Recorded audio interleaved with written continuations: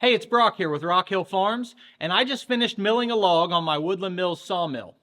Most of the time when I run the mill, I record what I'm working on, and I talk about the logs, or my process, or whatever I'm doing. But instead of doing that, today I decided to answer some frequently asked questions that I see from you guys, and the questions I had myself before getting a mill.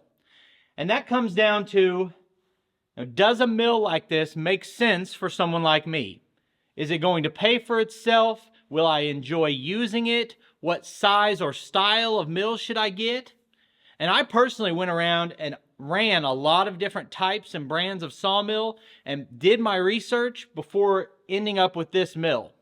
But now, we're 8 months later, I've put some hours on it, and I just want to give you guys an update on how my opinions might have changed after having the mill.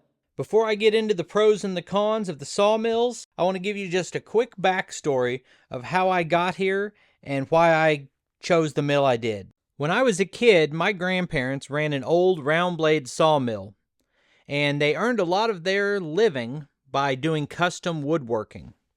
So being around that as a child, I was drawn to it as an adult.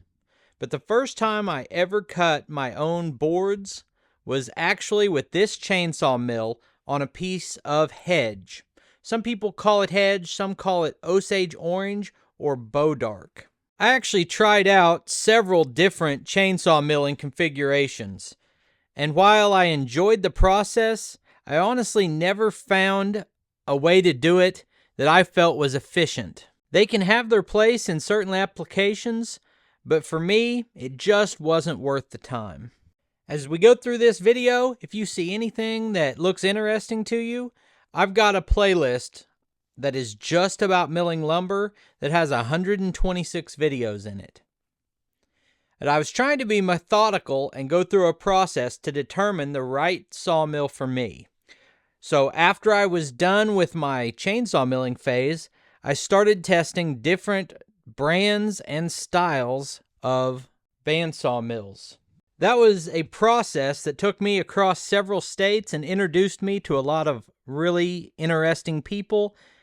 And what I found about the sawmills is that they each have their own advantages, but the Woodland Mills was just the best fit for all of the criteria I was looking for.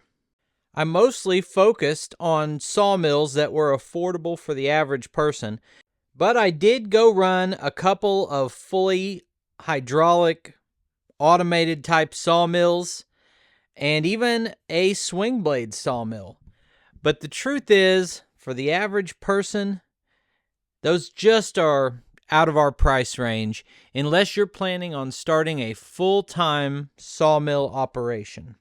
The next consideration after you decide on a mill is where you're going to put it and how tall do you want it to be. You can just set them on the ground, but there are pros and cons to the height you set your mill at. So we decided to build a stand that was about 30 inches tall to set the mill on because I felt like that would allow me to work at a more comfortable height. So after a year of stockpiling lumber, I was now finally using lumber that I milled myself. This entire stand was built from one oak tree, and it was the first tree that I ever milled on a bandsaw. I've seen people work from ground height, and I think that would be a miserable way to mill. But putting my sawmill up this high was also a bit of a mistake. To me, on this type of mill, an ideal height is probably 24 inches. And once the mill was on this stand, I ended up being close to 36 inches high. And the biggest drawback to that is it's hard to turn the logs. The day after the sawmill was delivered to the property, I took it out of the crate and assembled it, which took about a full day working mostly by myself. I did have someone come over to help me as a spotter as I was setting the mill head on the track. But we were milling within 48 hours of receiving it. Here we are milling that very first log, and it was a pretty good sized log. And that takes me to my last talking point about choosing a mill. I kind of told you how I narrowed it down to an affordable manual mill and that I chose Woodland Mills, but within any brand, There are several different sizes available, and that mainly comes down to how big of a log you can process. And it seemed like an obvious thing to me that I wanted to get the largest capacity mill that I could get. But that may not be true for everyone, and I'm not even sure it's accurate for me. Because being able to handle a large log is only relevant if you can handle a large log. And what I mean by that is you might be surprised how heavy some of these logs get to be. There are some warriors out there who don't own a tractor or a skid steer or any piece of equipment and still mill big logs. But that requires a different type of resourcefulness. For me, a log like this would be more than I wanted to manage if I didn't have the equipment that I do. So the first thing you got to decide when you're deciding what size mill you want to get is how big of a log can you handle. For me, putting the mill up so high made that even more exaggerated. If you've got your mill setting just a few inches off the ground, this becomes a little bit easier. But if I was just moving logs with a compact tractor, I might be tempted to get a smaller mill like the 126 from Woodland Mills, because a 26-inch log is still pretty good size. The log you see here was about a 28-inch diameter, 12 feet long, and weighed about 3,500 pounds according to a log weight calculator. So we were not able to roll it by hand. That's why you see me turning it here with the skid steer. We've also found that an engine hoist can work really well for rolling logs. A lot of people have improvised different solutions for that problem of how to turn a heavy log, and Woodland Mills has their own solution you can order from them. The next learning curve is how to get a good yield out of a log. Not just to get a total amount of board feet out of it, but to get lumber that you can actually put to use. And that's kind of a complicated topic that I can't go into fully on this video. But the only thing I'll say is have a plan in mind for what you're wanting to accomplish with the wood. Now let's cover a few accessories that I think are nice to add to a mill.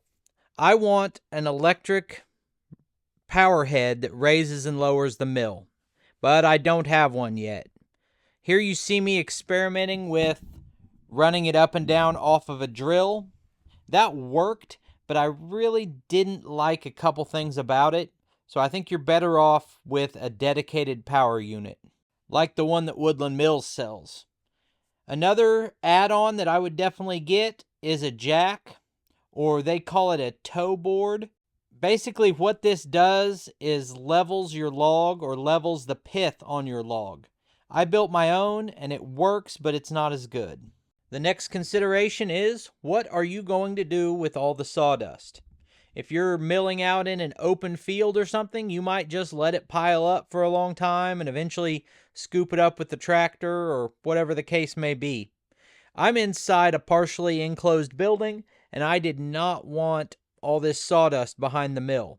So I hung a bucket on the side of the mill head, and that's been really handy for collecting the dust. Two more things I would definitely get with the sawmill is a track extension and a pack of extra sawmill blades, because you're definitely going to need those. And the last note on the track extension is that lets me go from a 10-foot length log to a 16-foot log.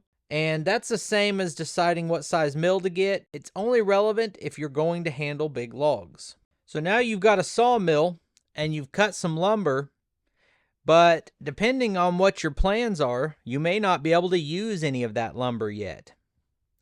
In some cases, like building an outdoor shed, you can build with green lumber just by following a couple of different building practices. But if you're wanting to make any kind of a piece of furniture or something that's going indoors or something that has tight tolerances on the measurements, you're going to have to dry your lumber first. Here you see some clips from a full video I did on how long it took me to dry these different species of wood that were different thicknesses. And in general, it takes a little bit longer for hardwoods to dry, but the biggest difference is the thickness. And a rule of thumb is it takes 1 year per inch of board to dry. But you also consider that that board is drying from the top and the bottom and the edges. So if you have a 2-inch thick piece of wood, you're probably looking at 2 years to dry it.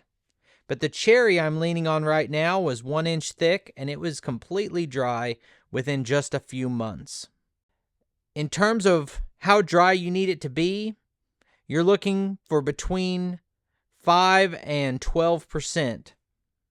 When it's first cut, it's going to be 30 to 50% moisture. And you can pick up a moisture meter like the one I'm using really cheaply on Amazon. So now you've got your sawmill, and you've cut the lumber, and you've waited for it to dry. Now you can build something. Well, not really. Your stack of lumber that you've waited and worked for is probably wavy and warped and not at all ready to use. At minimum, you're going to probably need to run it through a planer and probably a jointer or a table saw with a special sled to prep it for use in most of the types of projects you might want to be doing. If you just cut lumber and then leave it setting out, it will actually be ruined. It will mold and mildew from sawdust on it. It will warp and twist. There are several different things you can do to try to keep that lumber in as good a shape as possible. At a minimum, you need to stack it with air gaps so that air can get in between it, and preferably you also cover it. So what I'm doing right now is stacking it and putting those air gaps in. But I actually, on this day, did not do a good enough job with that because my sticks that are separating the wood are not close enough together. And placing those sticks close to each other and stacked directly above each other on each layer kind of prevents that warping. Lately, I've went to the extra trouble to stack my wood inside my shop so that it's in a climate-controlled environment, but I'm quickly running out of room to do so. Here we're stacking it where it's at least out of direct sunlight most of the day. If you can't do that, you want to cover it with some tin. To this point, it may feel like I'm just showing you all the bad stuff, and there is a lot to consider and a lot to learn. But now let's shift our focus to what makes this worthwhile, and that is the projects you can do with the lumber. This is some of the cherry that I milled with Tony from the Tony's Tractor Adventure YouTube channel, and you see me passing it through a planer and then a jointer to get it straight. And as I've been saying throughout, I have separate videos on the process of flattening slabs and planing and jointing the wood. So feel free to go to my woodworking playlist and check some of those out. My daughter asked me to make her a stovetop cover. So here you see my grandson, which is her son, helping me sand it out smooth. Then I applied a lacquer to bring out that natural cherry color, and we were really happy with the way the project turned out. At the same time, my other daughter was expecting our 6th grandchild, and my wife asked me to make a baby swing. So here you see some walnut passing through the planer, and with just a little bit of water on it, this is what it looked like. And here's the satisfying transformation from me cutting that walnut tree down to less than a year later, the finished product of a baby swing that we've been using for the last year.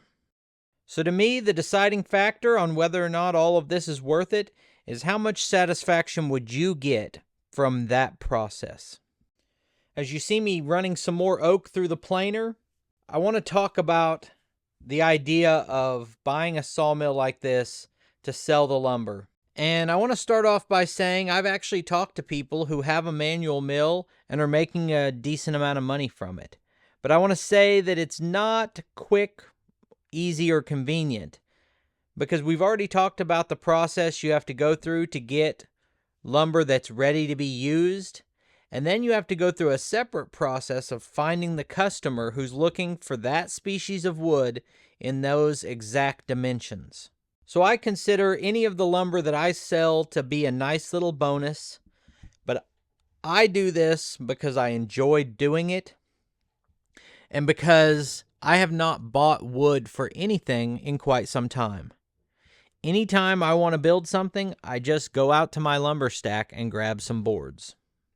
Just today, my wife gave me a list of things she wants me to build for us to give away as Christmas presents, which is an exciting idea for me. So you'll be seeing those videos coming up. Right here, you see me building my daughter a kitchen table.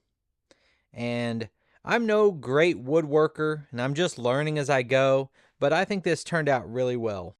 While I just said that you're probably not going to get rich selling your stack of lumber, you probably have a better chance at making some money by doing custom milling for people who have a log they specifically want cut up for a project they are doing. Here you see me cutting up a cherry log that someone wanted to make a fireplace mantel out of, and I could have easily charged a couple $100 to mill this up.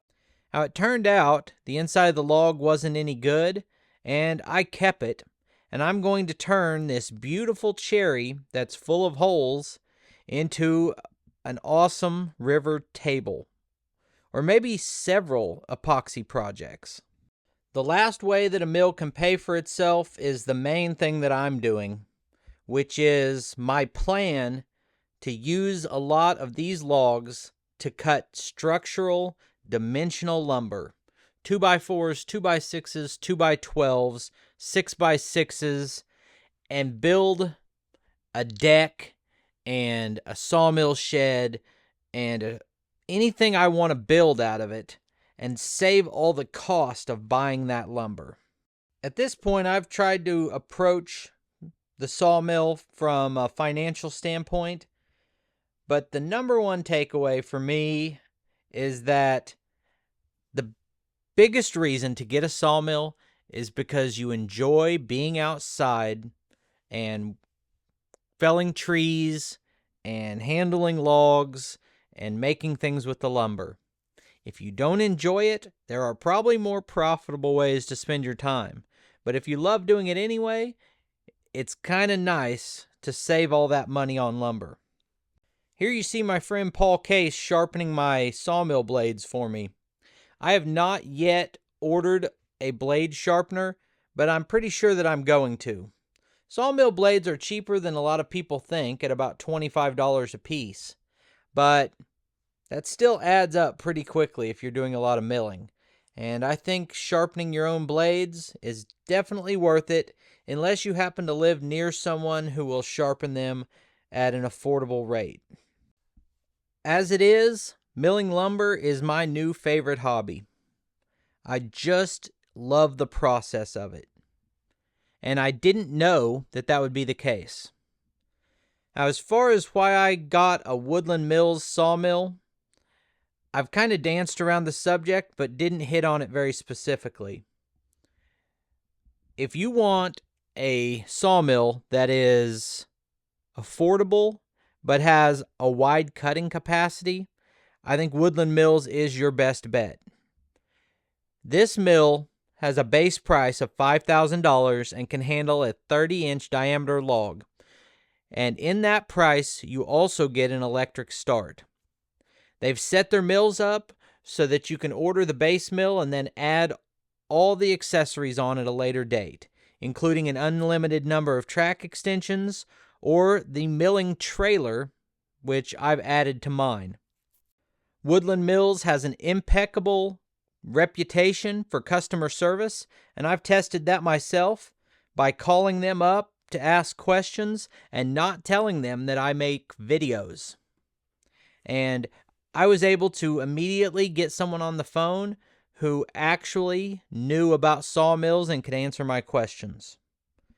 I also want to give the disclaimer that I've mentioned in other videos that I did get a discount on the Sawmill from Woodland Mills in exchange for making videos about it. But that happened after I had went through my entire testing process, settled on Woodland Mills as my preferred brand. Then I reached out to them about partnering. So that's my opinion on it. I absolutely love having this sawmill. For me, it was a hobby I didn't know I wanted. I didn't know how much I would like running this mill and trying to come up with good uses for the lumber and doing the woodworking. It's really starting to grow on me, and I think this is something I'm going to stick with for a long time. So I think it's a great product. Been really happy with Woodland Mills and their customer service. I appreciate you taking time to watch this video. I'll put links on the screen to a couple more of our videos, and I'll see you next time.